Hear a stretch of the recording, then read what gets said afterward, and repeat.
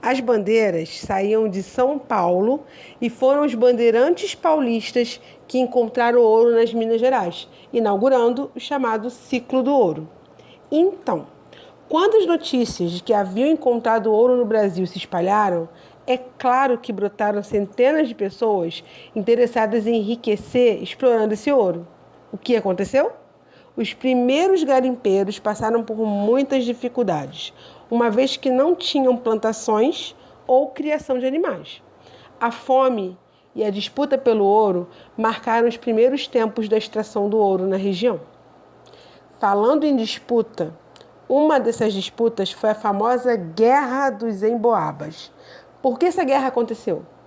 Porque os paulistas, descobridores do ouro, não queriam que forasteiros, não paulistas, a quem eles chamavam de emboabas, também explorassem o ouro do Brasil. Final da guerra, os emboabas venceram o conflito. O sonho de Portugal sempre foi o de encontrar ouro no Brasil.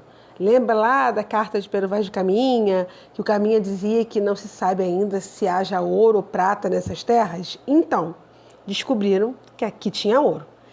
Óbvio que Portugal iria estabelecer uma rígida fiscalização da atividade mineradora. Os portugueses distribuíam datas, lotes auríferos, e eles criaram impostos, entre os quais o quinto e a derrama. O quinto era o imposto que estabelecia que 20% de todo o ouro encontrado no Brasil deveria ir para Portugal.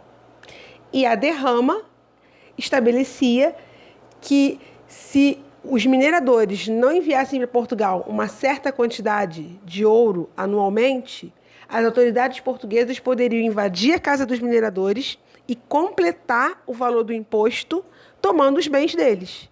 Era chamada derrama, a cobrança forçada dos impostos atrasados.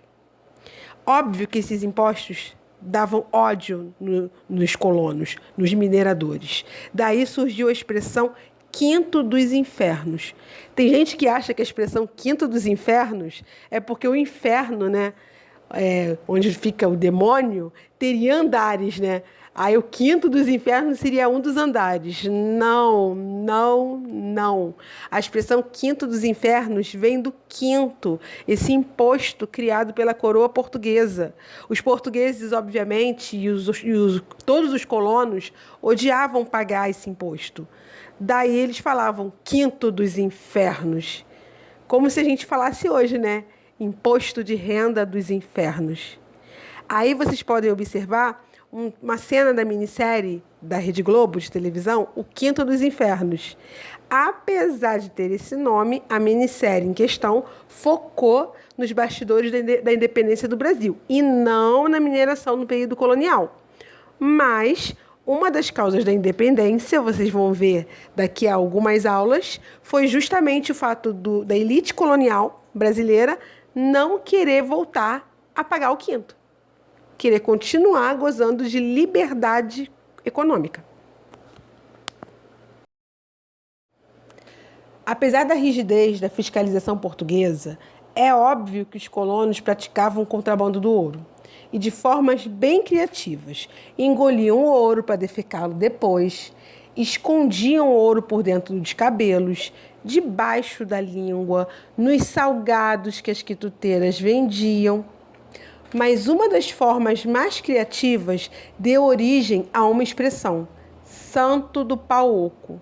Expressão essa usada até os dias de hoje. Como os padres não eram revistados, os contrabandistas escondiam ouro dentro das imagens de santos da Igreja Católica, que eram ocas por dentro, passando assim pela revista. Aí na imagem podemos ver um exemplo de Santo do Pau Oco. A mineração marcou profundamente o Brasil colônia. Vamos ver algumas das consequências da mineração. A urbanização, porque foram criadas as primeiras vilas e cidades do Brasil. Então mudou totalmente o espaço geográfico brasileiro. A transferência da capital de Salvador para o Rio de Janeiro. O surgimento da classe média brasileira. E, por fim, a mudança do eixo econômico para o Sudeste. Deixou de ser o Nordeste açucareiro para ser o Sudeste, graças à mineração, entre outras mudanças. Vamos falar um pouquinho agora sobre a religião e a sociedade na América Portuguesa? A religião e a sociedade no Brasil, colônia? Vamos lá? Então, Portugal, metrópole do Brasil, era um país católico. Então, a religião católica, ela foi imposta aos colonos aqui no Brasil. Porém, entretanto, a presença de elementos indígenas e de escravos africanos fez surgir no Brasil uma religiosidade muito particular, muito diferente do catolicismo na Europa, por exemplo. Aqui no Brasil, nós temos o chamado sincretismo religioso. Sincretismo religioso é a mistura de tradições e crenças diferentes, por vezes até opostas. No caso do nosso país, no caso do Brasil, o sincretismo religioso misturou elementos do catolicismo com elementos das religiões de matriz africana. 2 exemplos bem clássicos de sincretismo religioso no Brasil é a lavagem das escadarias do Senhor do Bonfim, na Bahia, e a festa de São Jorge, celebrada de forma muito especial aqui no Rio de Janeiro, no dia 23 de abril. Então a gente vê que São Jorge, um santo do panteão católico, ele também é venerado entre as religiões de matriz africana, com o nome de Ogum. Então, é um exemplo clássico do sincretismo religioso. Outra característica da sociedade colonial, sem dúvida alguma, é a chamada família patriarcal. A família patriarcal, ela tem um núcleo central formado pelo chefe da família, o patriarca, sua mulher, filhos e netos. Além deles, havia os membros secundários, como os filhos ilegítimos, chamados de bastardos, filhos de criação, parentes, afilhados, serviçais, agregados e escravos. O pai, o patriarca, ele exercia autoridade sobre todos os membros da família e sobre os demais dependentes. O filho mais velho, ele herdava o patrimônio. Os demais filhos eram encaminhados aos estudos para se tornar advogados, médicos ou padres. O casamento, ele era um privilégio de poucos, o que fez surgir vários tipos de família. O casamento, segundo as regras da Igreja Católica, era um privilégio somente da elite branca. As outras uniões fora da Igreja eram consideradas ilegítimas. Mas toda regra tem uma exceção.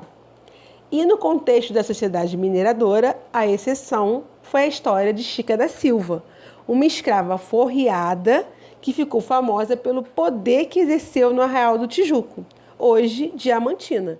Chica da Silva foi tema de filmes e novelas. Desclassificados. Quem eram os desclassificados? Eram as pessoas que não ocupavam nenhuma outra posição na sociedade mineradora. Então, eles eram tidos como sem classe. Os desclassificados designavam pessoas pobres, os escravos libertos, mulatos, mamelucos, etc. Onde existiu escravidão, houve resistência.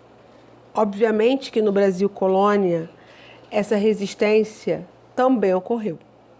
Os escravos resistiram de várias maneiras. Eles fugiam, fundavam quilombos, matavam seus senhores, cometiam suicídio, escravas grávidas abortavam para que seus filhos não nascessem escravos. Então a resistência africana, ela marcou toda a história do Brasil, enquanto existiu a escravidão.